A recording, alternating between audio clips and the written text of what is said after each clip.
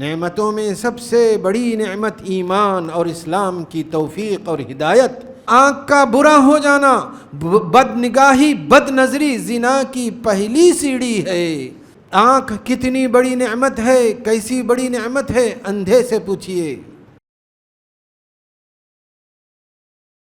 فاعوذ باللہ من الشیطان الرجیم، بسم اللہ الرحمن الرحیم۔ یا ایہا الناس اتقوا ربکم الذی خلقکم من نفس واحدہ وخلق منها زوجها وبث منهما رجالا كثيرا ونساء واتقوا الله الذي تساءلون به والأرحام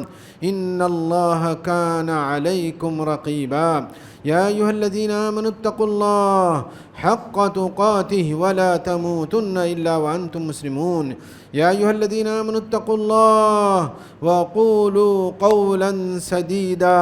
يصلح لكم أعمالكم ويغفر لكم ذنوبكم ومن يطع الله ورسوله فقد فاز فوزا عظيما وقال تعالى في موضع آخر وهو الذي أنشأ لكم السمع والأبصار والأفئدة قليلا ما تشكرون۔ تمام قسم کی تعریفیں، ہر طرح کی تعریفیں اس بابرکت ذات کے لیے ہے جو تمام جہانوں کا مالک ہے، خالق ہے، رازق ہے، اور پھر تمام انبیاء پر اور ہمارے نبی محمد صلی اللہ علیہ وسلم پر درود و سلام ہو۔ عزیز حضرات، اللہ تعالیٰ نے انسانوں کو پیدا کیا، پیدا کر کے ایک بہت بڑی نعمت اللہ تعالیٰ نے دی ہے، اور وہ بہت ہی عظیم نعمت ہے اور بہت اہم نعمت ہے۔ ویسے تو بہت ساری اللہ کی نعمتیں ہیں، نعمتوں میں سب سے بڑی نعمت ایمان اور اسلام کی توفیق اور ہدایت، یہ سب سے بڑی نعمت ہے۔ اس کے بعد اللہ تعالیٰ نے جو نعمت عطا کی ہے وہ نعمت آنکھ ہے۔ انسان کی آنکھ بہت عظیم نعمت ہے، بہت بڑی نعمت ہے۔ دریا کی روانی، کھیتوں کی ہریالی بھریالی دیکھ کر انسان خوش ہوتا ہے، اور آنکھ کتنی بڑی نعمت ہے، کیسی بڑی نعمت ہے، اندھے سے پوچھئے۔ آدمی کو آنکھ نہ ہو تو قدم قدم پر وہ محتاج ہو جاتا ہے، قدم قدم پر دوسروں کا وہ محتاج ہو جاتا ہے۔ تو اللہ تعالیٰ نے بہت بڑی نعمت انسان کو آنکھ کی شکل میں عطا کی ہے۔ اسی لیے اللہ تعالیٰ احسان جتلاتے ہوئے فرماتے ہیں وَهُوَ الَّذِي أَنشَأَ لَكُمُ السَّمْعَ وَالْأَبْصَارَ وَالْأَفْئِدَةَ، وہی ذات ہے جس نے تم کو تمہارے لیے بنایا، تم کو بنایا یعنی آنکھیں دی تم کو، اور کان دیے اور دل دیے۔ یہی تین چیزیں بہت اہم چیزیں ہیں جن کا اللہ تعالیٰ نے اس آیت میں ذکر کیا ہے۔ انشأ لکم السمع والابصار والافئدہ، آنکھ، کان اور دل۔ ایک دوسری جگہ اللہ تعالیٰ فرماتے ہیں الم نجعل لہ عینین ولسانا وشفتین، کیا ہم نے ان کو نہیں دیے دو آنکھ، ایک زبان اور دو ہونٹ نہیں دیے؟ تو یہ بھی اللہ کی بہت بڑی نعمت ہے۔ لیکن یہ اللہ کی نعمت اسی وقت نعمت بنتی ہے جب انسان اس کو نعمت بنائے۔ انسان کے ہاتھ میں ہے کہ وہ اللہ کی نعمت اس کو بنائے تو نعمت بنتی ہے، اور ثواب کا باعث، ثواب کا سبب، اجر کا سبب بنتی ہے۔ اور اگر اس کو نعمت کا سبب نہ بنائے، نعمت نہ بنائے تو زحمت ہو جاتی ہے، وہی آنکھ اس کو جہنم میں لے جانے کا سبب بن جاتی ہے۔ اللہ کے نبی رسول اللہ صلی اللہ علیہ وسلم فرماتے ہیں عینان لا یمسہما النار، عین بکت من خشیت اللہ وعین باتت تحرس فی سبیل اللہ۔ اللہ کے نبی رسول اللہ صلی اللہ علیہ وسلم فرماتے ہیں دو آنکھیں ایسی ہیں جن کو جہنم کی آگ نہیں لگتی ہے، نہیں چھوتی ہے، یعنی وہ آدمی جہنم میں نہیں جائے گا۔ دو آنکھیں ایسی ہیں، سب سے پہلے وہ آنکھ جو اللہ کے ڈر سے، اللہ کے خوف سے، اللہ کے سزا کے ڈر سے، اللہ کے سزا کے ڈر سے، اللہ کے خوف سے، خشیت سے جو آنکھ سے آنسو گر پڑتے ہوں، رو پڑتی ہے، ایسی آنکھ جہنم میں نہیں جائے گی، ایسی آنکھ کو آگ نہیں چھوئے گی۔ پھر فرمایا وَعَيْنٌ بَاتَتْ تَحْرُسُ فِي سَبِيلِ اللَّهِ، اور دوسری وہ آنکھ ہے جو اللہ کے راستے میں اسلامی ملک کی سرحدوں کی حفاظت کرتے ہوئے جاگتی ہے، یعنی اللہ کے حکموں کی حفاظت کرتی ہے، اللہ کے حدود کی حفاظت کرتی ہے۔ باتت تحرس فی سبیل اللہ، تو ان دو آنکھوں کے بارے میں اللہ کے نبی رسول اللہ صلی اللہ علیہ وسلم نے فرمایا کہ ان دونوں کو آگ نہیں چھوتی ہے، یعنی جہنم میں نہیں جائیں گی بلکہ جنت میں جائیں گی۔ تو اللہ تعالی ہماری آنکھوں کو جنت میں جانے والی آنکھیں بنائے، اللہ تعالی ہماری آنکھوں کو اللہ کے ڈر سے رو پڑنے والی آنکھ بنائے، اللہ تعالی ہماری آنکھوں کو اللہ کے یعنی اسلامی ملک کی حفاظت میں جاگنے والی آنکھیں بنائے، اللہ کی حدود کی حفاظت کرنے والی آنکھیں بنائے۔ تو عزیز حضرات، لیکن آج ہم دیکھتے ہیں کہ آج کے اس ماحول میں، آس پاس کے ماحول میں ہم دیکھتے ہیں کہ آنکھوں کا بگاڑ بہت پیدا ہو گیا ہے، آنکھوں کا بگاڑ بہت پیدا ہو گیا ہے، آنکھوں کا فتنہ بہت پھیل رہا ہے، اور آنکھوں کا غلط استعمال ہونے کی وجہ سے ہر جگہ، ہر طرف فحاشی، ہر طرف ننگا پن، ہر طرف بے حیائی، بے شرمی کے مناظر، بے حیائی بے شرمی کے مناظر کی وجہ سے انسان کا اپنی آنکھوں کو بچانا مشکل ہو گیا ہے۔ ایک متقی پرہیزگار آدمی اس ایسے فتنے سے بچنا اس کے لیے دشوار ہو گیا ہے، مشکل ہو گیا ہے۔ ایسا کیوں ہو گیا ہے؟ ایسا کس لیے ہو گیا ہے؟ ایسا اس لیے ہو گیا ہے کہ جب سے یہ ہاتھ میں بعض آلات آئے ہیں جس کی وجہ سے ہمیشہ یعنی نیٹ کے عام ہو جانے کی وجہ سے، نیٹ کی سہولت کی وجہ سے، اور یعنی ان چیزوں کے سستے ہونے کی وجہ سے ہر آدمی اس کو لے رہا ہے اور ہر آدمی اس کو استعمال کر رہا ہے، اور استعمال کرنے کی وجہ سے آنکھوں کا بگاڑ بہت بڑھتا جا رہا ہے، آنکھوں کا فساد پھیلتا جا رہا ہے، جس کی وجہ سے یہی وجہ ہے۔ تو بہرحال بد نظری بری نظر، آدمی کا بری نظر والا ہونا، بد نظری کی وجہ سے آدمی کے دل میں فساد پیدا ہوتا ہے، آدمی کے دل میں فساد کا بیج پڑ جاتا ہے، آدمی کے دل میں دل کا ایمان اور دل کا یقین ختم ہو سکتا ہے۔ اللہ کے نبی رسول اللہ صلی اللہ علیہ وسلم فرماتے ہیں، العینان زناہما النظر والأذنان زناها الاستعماء واللسان زناها الكلام واليد زناها البطش والرجل زناها الخطى والقلب يهوى ويتمنى والفرج يصدق ذلك أو يكذبه۔ زنا کے آنکھ کا برا ہو جانا، بد نگاہی، بد نظری زنا کی پہلی سیڑھی ہے۔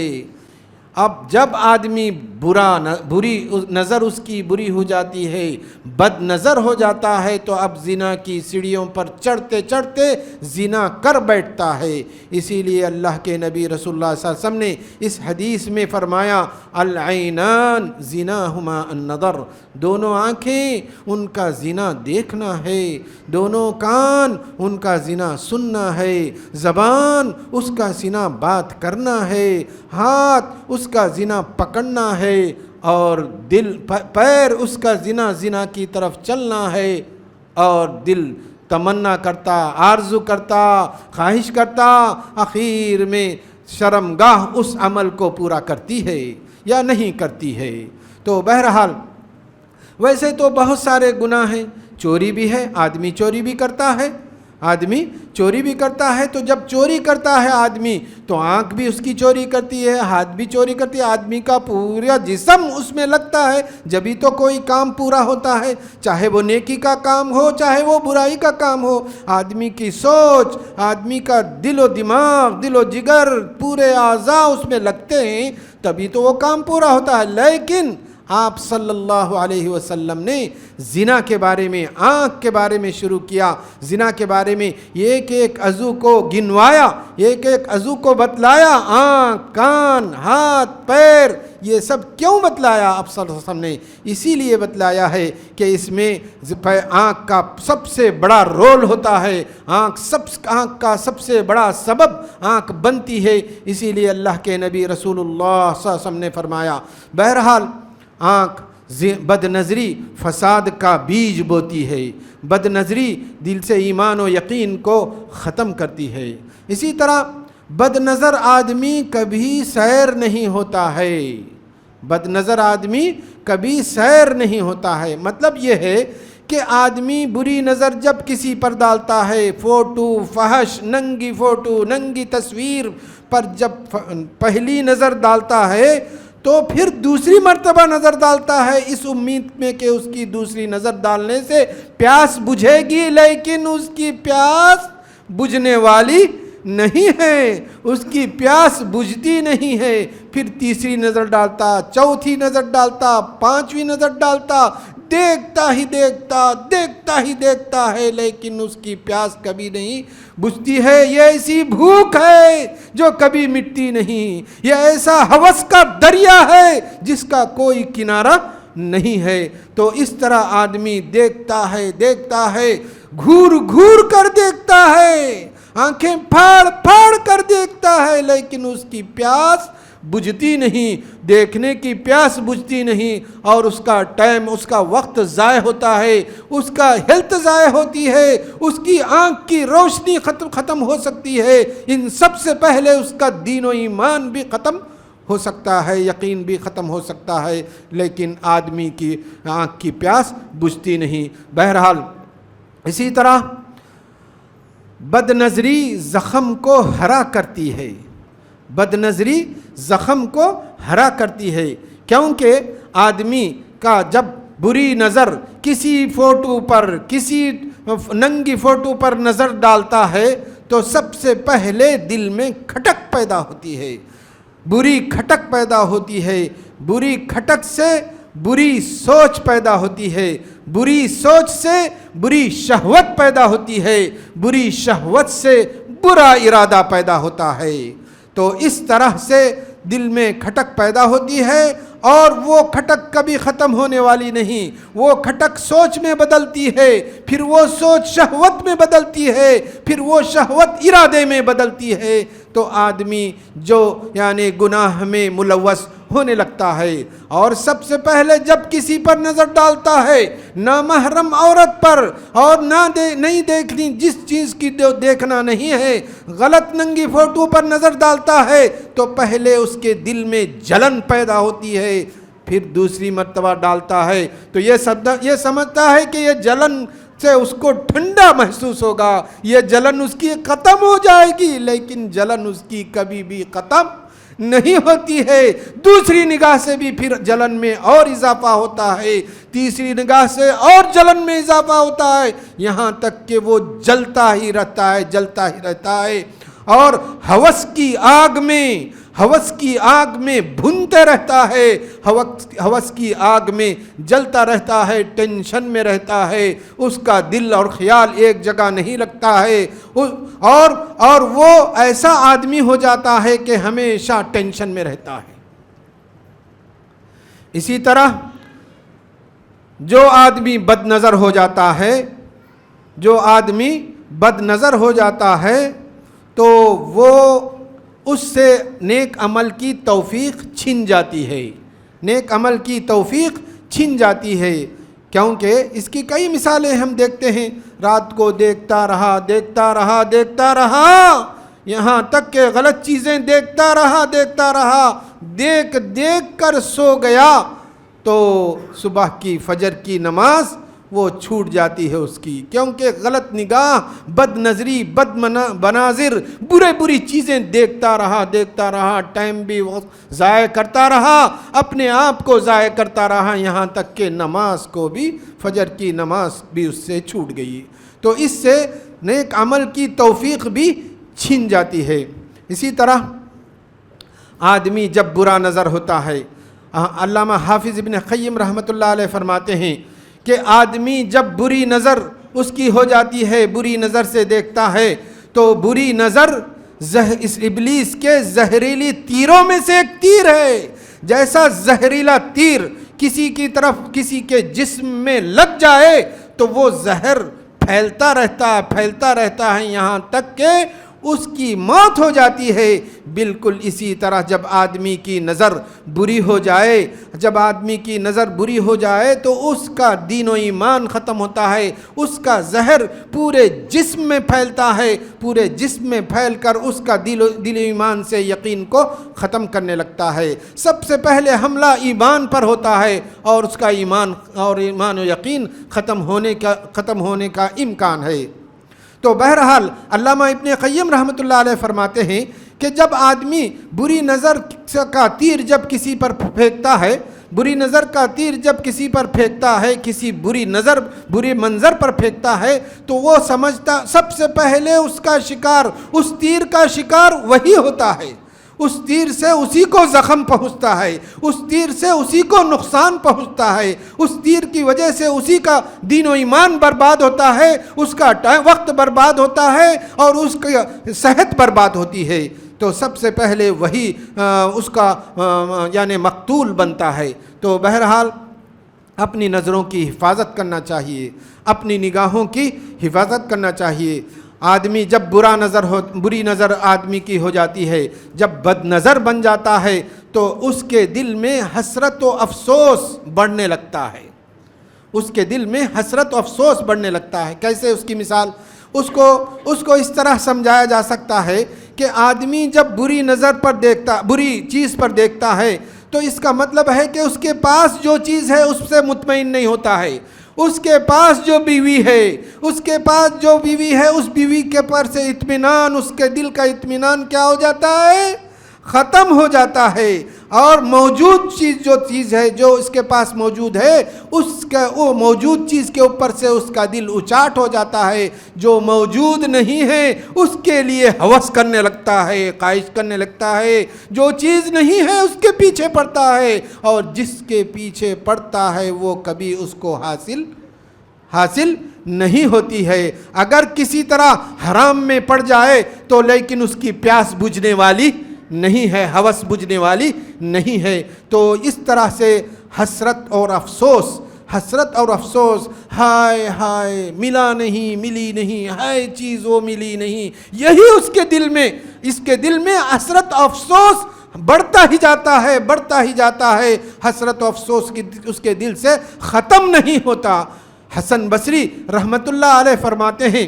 کہ من اطلق بصرہ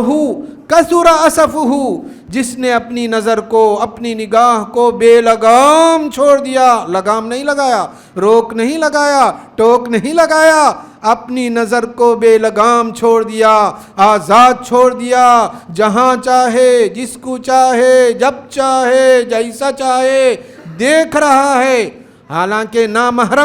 نامحرم عورت کو دیکھنے سے زیادہ فوٹو کو زیادہ دیکھنا اور بڑا فتنہ ہے،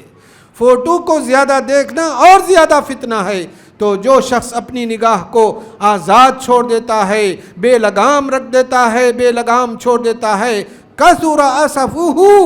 وہ بہت یعنی افسوس اس کے دل میں بڑھ جاتا ہے، یعنی اس کی زندگی میں ہائے ہائے ہائے ہائے ہائے ہائے یہ کیفیت بڑھنے لگتی ہے، یہاں تک کہ اس کی پوری زندگی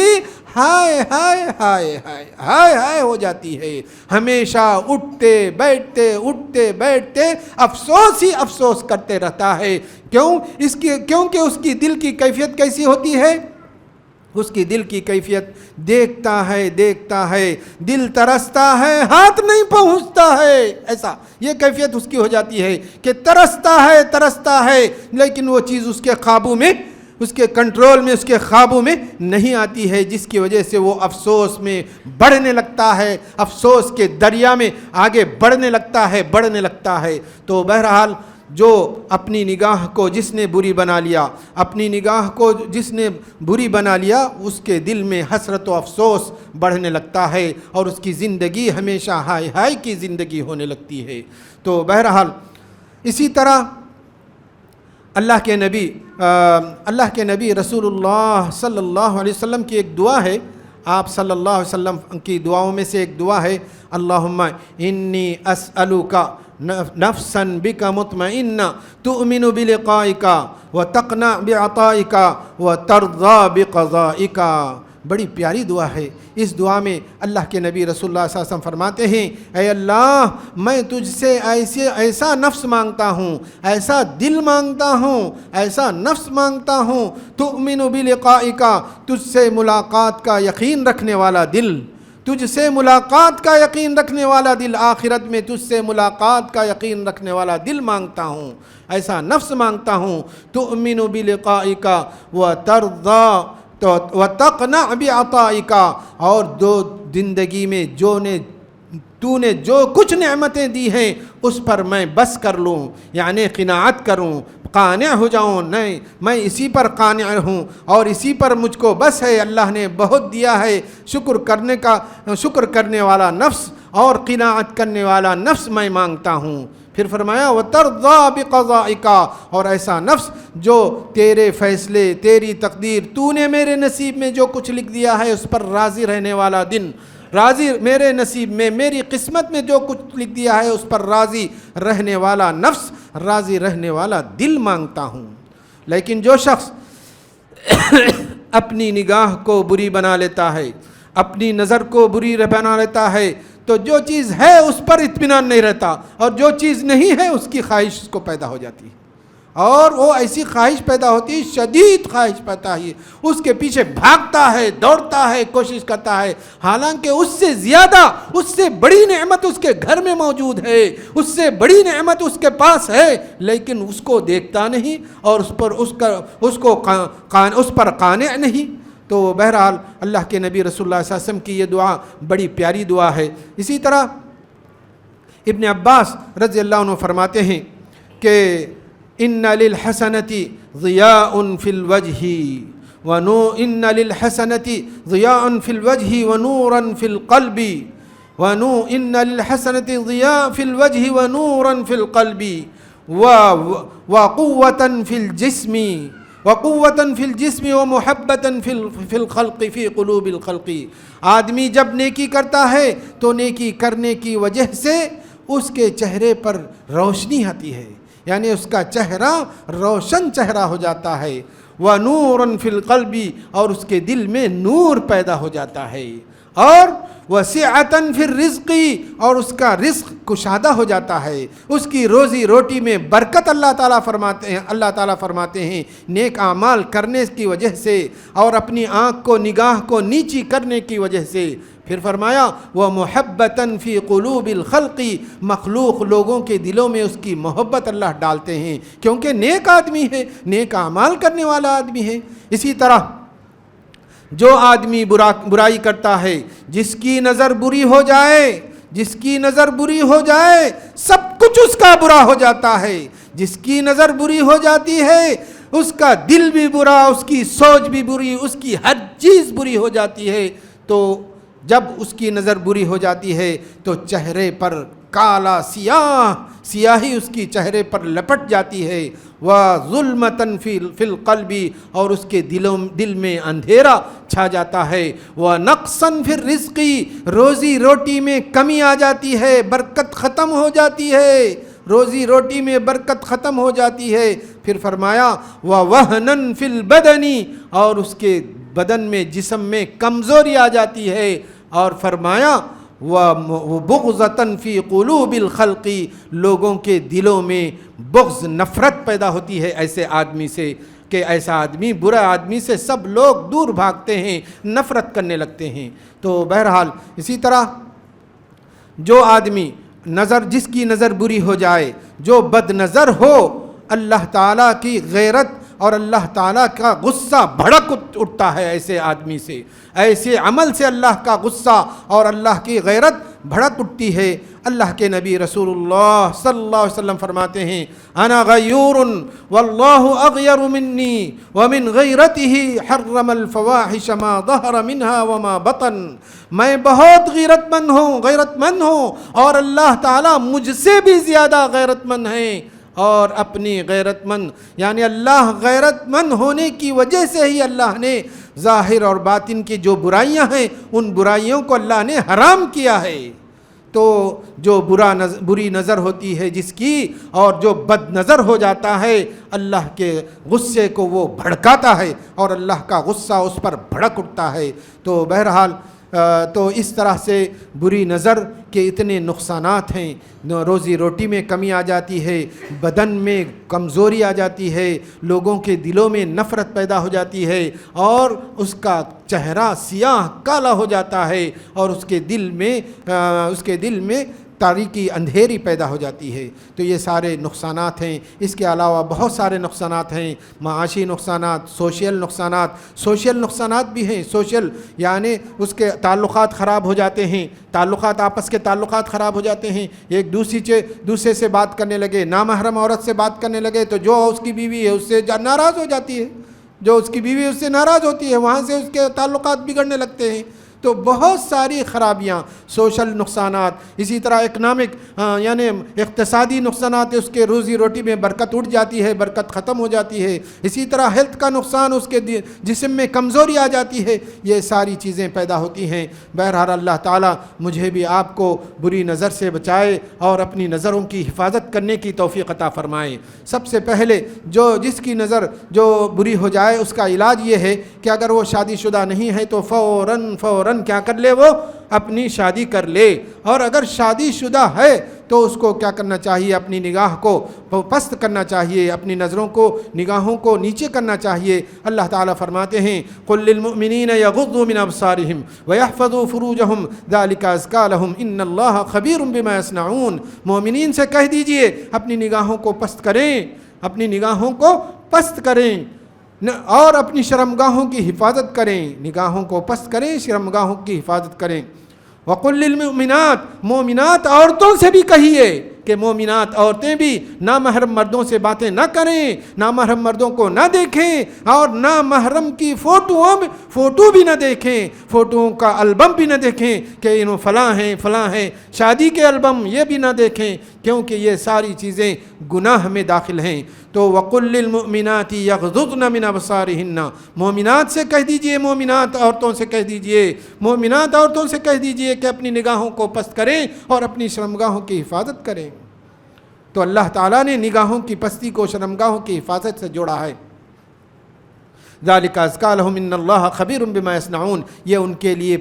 سب سے زیادہ پاک رہنے کا سبب بنے گا، اور اللہ تعالیٰ باخبر ہیں، خوب جاننے والے ہیں کہ جو کچھ کرنے والے ہیں۔ ایک اور جگہ اللہ تعالیٰ فرماتے ہیں يَعْلَمُ خَائِنَةَ الْأَعْيُنِ وَمَا تُخْفِي الصُّدُورُ، اللہ تعالیٰ خیانت کرنے والی آنکھ کو جانتے ہیں، اور دلوں میں جو چیز چھپی ہوئی ہے، جو برے ارادے چھپے ہوئے اس کو بھی جانتے ہیں۔ تو آنکھ بھی خیانت کرتی ہے۔ اللہ تعالیٰ مجھے بھی آپ کو اپنی آنکھوں کو بچانے اور اپنی آنکھوں کی حفاظت کرنے کی توفیق عطا فرمائے، اور